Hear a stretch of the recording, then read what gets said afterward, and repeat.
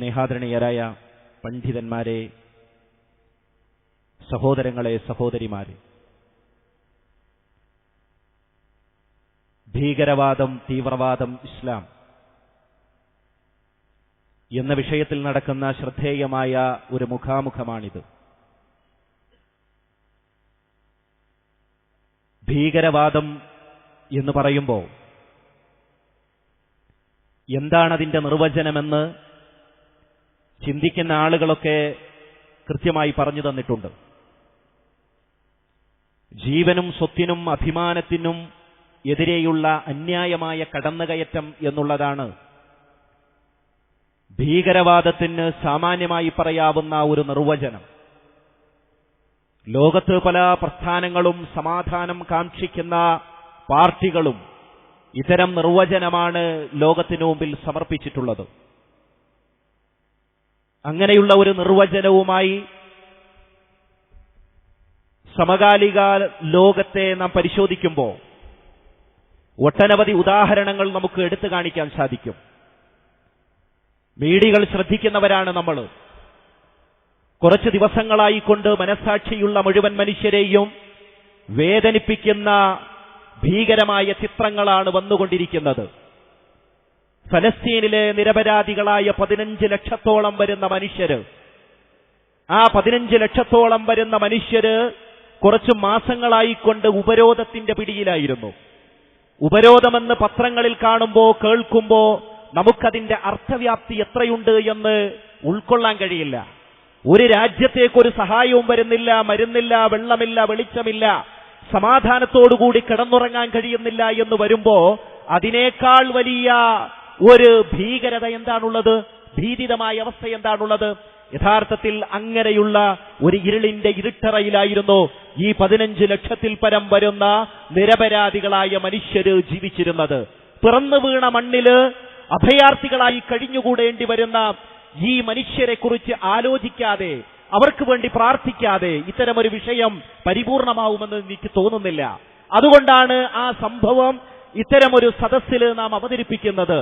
നോക്കൂ നിങ്ങൾ, വർഷങ്ങളായി ആ മനുഷ്യര് കൊടിയ പീഡനം അനുഭവിച്ചുകൊണ്ടിരിക്കുകയാണ്. മസ്ജിദുൽ അഖ്സ വെളിപ്പാടെ അകലെയായിട്ട് പോലും അതിലൊന്ന് കയറി നമസ്കരിക്കാൻ പോലും നിർവാഹമില്ലാതെ നിസ്സഹായരായി നിൽക്കുന്ന മനുഷ്യരെയാണ് കാണാൻ കഴിയുന്നത്.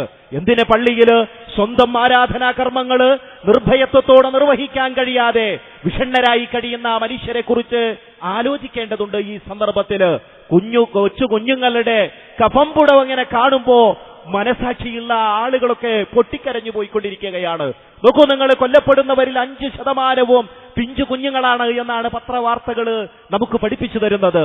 2-3 ദിവസത്തെ കൂട്ടക്കുരുതിയില് ഏകദേശം 500 കവിഞ്ഞു കൊലപാതകമെന്നാണ് സൂചിപ്പിക്കുന്നത്.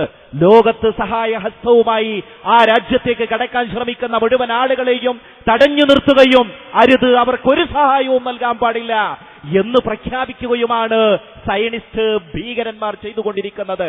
അപ്പോ ഇവിടെ ഒരു രാജ്യവും അവരുടെ മുഴുവൻ മിഷനറികളും ആ രാജ്യത്തെ പ്രത്യക്ഷത്തിൽ സഹായിച്ചുകൊണ്ടിരിക്കുന്ന സാമ്രാജ്യത്വ ശക്തികളും ഫലസ്തീനിൽ ജീവിച്ചുകൊണ്ടിരിക്കുന്ന ആ നിരപരാധികളുടെ സ്വത്തിനും ജീവനും അതുപോലെ അവരുടെ സമാധാന അന്തരീക്ഷത്തിനും നേരെയുള്ള അതിശക്തമായ കടന്നുകയറ്റമാണ് നടത്തിക്കൊണ്ടിരിക്കുന്നത് എന്ന് ഏവർക്കും അറിയാവുന്ന വസ്തുതയാണ്.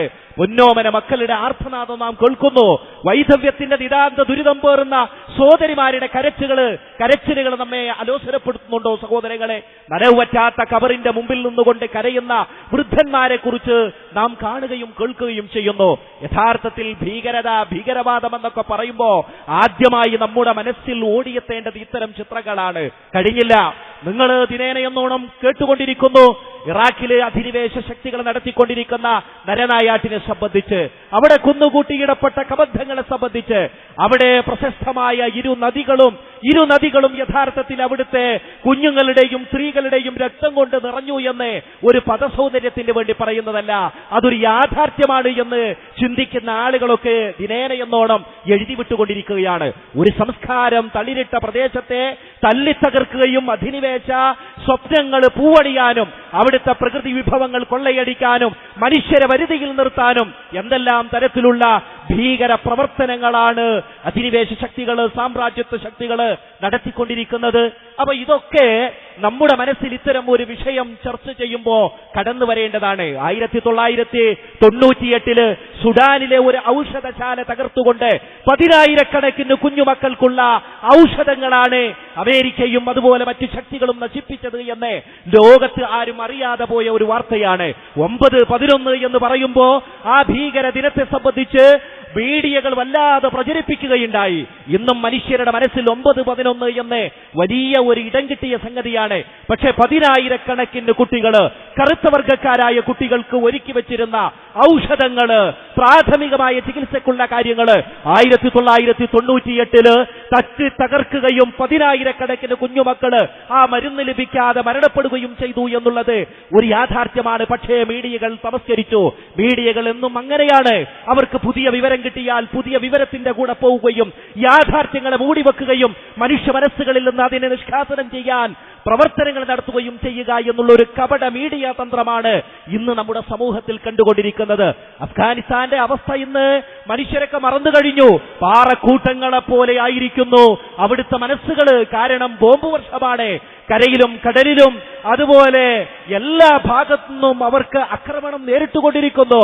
അവരുടെ സംസ്കാരം സൂക്ഷിക്കാൻ, അവരുടെ ആരാധനാകർമ്മങ്ങൾ സൂക്ഷിക്കാൻ, അവർക്ക് സമാധാനത്തോടു കൂടി ഒന്ന് കടന്നുറങ്ങാൻ, തങ്ങളുടെ മക്കളുടെ വിവാഹം നടത്താൻ, സ്വന്തം ആഘോഷങ്ങളിൽ പങ്കുചേരാൻ ഒന്നും സാധിക്കാതെ നിരാലംബരായി കഴിയുന്ന ആ മനുഷ്യ മക്കളെ കുറിച്ച് ആലോചിക്കാതെ ഇത്തരം ഒരു വിഷയം പരിപൂർണമാവുമെന്ന് എനിക്ക് തോന്നുന്നില്ല.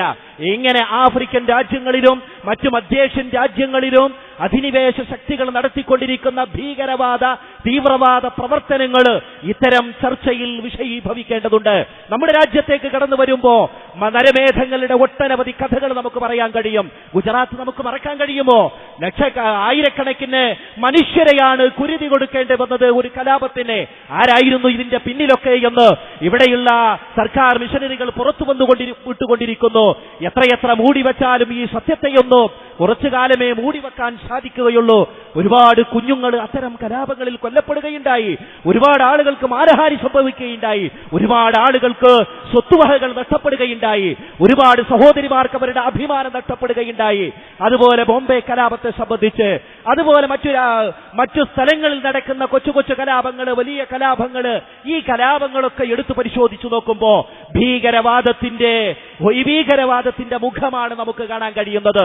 നോക്കൂ, നിങ്ങൾ ഹോളിവുഡ് സിനിമയിൽ കാണുന്ന ഹൊറർ സീൻ ഉണ്ടല്ലോ, ആ ഹൊറർ സീനിനെ പോലും നെട്ടിപ്പിക്കുന്ന രൂപത്തിലുള്ള സംഭവങ്ങളാണ് കഴിഞ്ഞ മാസങ്ങളിൽ നമ്മുടെ രാജ്യത്ത് നടന്നത്. 10-30 ആളുകൾ വിചാരിച്ചാൽ ഈ രാജ്യത്തിന്റെ നട്ടെല്ലൊടിക്കാൻ സാധിക്കുന്നുവെന്നുള്ള ഒരവസ്ഥയിലേക്കാണ് കാര്യങ്ങൾ പോയിക്കൊണ്ടിരിക്കുന്നത്. മീഡിയകളും അതുപോലെ സർക്കാരും ഒക്കെ പറഞ്ഞുകൊണ്ടിരിക്കുന്നത് അവർ 10-30 ആളുകളെ ഉണ്ടായിരുന്നുള്ളൂ. 10-30 ആളുകൾ ഒരു രാജ്യത്തേക്ക് ഇരച്ചെത്തുകയും അങ്ങനെ ഒരു രാജ്യത്തിന്റെ സാമ്പത്തിക തലസ്ഥാനത്തെ ക്യാമ്പടിച്ചുകൊണ്ട് ഈ രാജ്യത്തിന്റെ ചോരയും നീരും ഊറ്റിക്കുടിച്ചുകൊണ്ട് അവരവരുടെ നാടുകളിലേക്ക് കടന്നു കളഞ്ഞു എന്ന് പറയുമ്പോ, അല്ലെങ്കിൽ ഭരണാധികാരികൾക്ക് പിടികൊടുത്തു എന്ന് പറയുമ്പോ അതിലൊക്കെ എന്തോ സംശയങ്ങൾ പതിയിരിക്കുന്നില്ലേ എന്ന് സംശയിച്ചവരെ സംശയിച്ചിട്ട് എന്ത് കാര്യം? അപ്പൊ നോക്കൂ, നമ്മൾ ഒരുപാട് സംശയങ്ങൾ ഇതിന്റെ പേരിൽ നമുക്ക് ദൂരീകരിക്കാനുണ്ട്. ഒരുപാട് സമസ്യകൾക്ക് പൂരൻ ലഭിക്കാനുണ്ട്. അപ്പൊ തീവ്രവാദത്തെ സംബന്ധിച്ച്, ഭീകരവാദത്തെ സംബന്ധിച്ചൊക്കെ ചർച്ച ചെയ്യുമ്പോൾ ഇത്തരം കാര്യങ്ങൾ കൂടി നമ്മൾ ഉൾക്കൊള്ളേണ്ടതുണ്ട്. ഇസ്ലാമിന് ഈ രംഗത്തൊക്കെ അതിശക്തമായ കാഴ്ചപ്പാടുണ്ട്, വ്യക്തമായ കാഴ്ചപ്പാടുണ്ട്. ഇസ്ലാം എന്ന പദം തന്നെ നിഷ്പന്നമായിരിക്കുന്നത് സിൽമ് എന്നതിൽ നിന്നാണ്. സിൽമിൽ നിന്നാണ് ഇസ്ലാം ഉണ്ടായിരിക്കുന്നത്. എന്താ ഈ സിൽമ് എന്ന് പറഞ്ഞാൽ? സമാധാനം, സമർപ്പണം എന്നൊക്കെയാണ് സിൽമ് എന്ന പദത്തിന് നമുക്ക് അർത്ഥം നൽകാൻ കഴിയുക.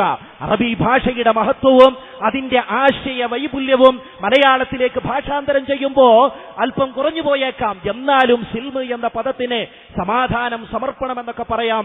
അപ്പോൾ ഒരു മുസ്ലിം എന്ന് പറഞ്ഞാൽ സർവവും അള്ളാഹുവിന് സമർപ്പിച്ചവനാണ്. സമാധാനം ഉൾക്കൊണ്ടവനും സമാധാനത്തിൽ ജീവിക്കുന്നവനുമാണ് ഒരു മുസ്ലിം. അവന്റെ വാക്കിലും പ്രവൃത്തിയിലും അവന്റെ ഇടപാടുകളിലുമൊക്കെ ഈ സമാധാനത്തിന്റെ അനശ്വരമായ സന്ദേശങ്ങളാണ് വെളിവായി നിൽക്കേണ്ടത്.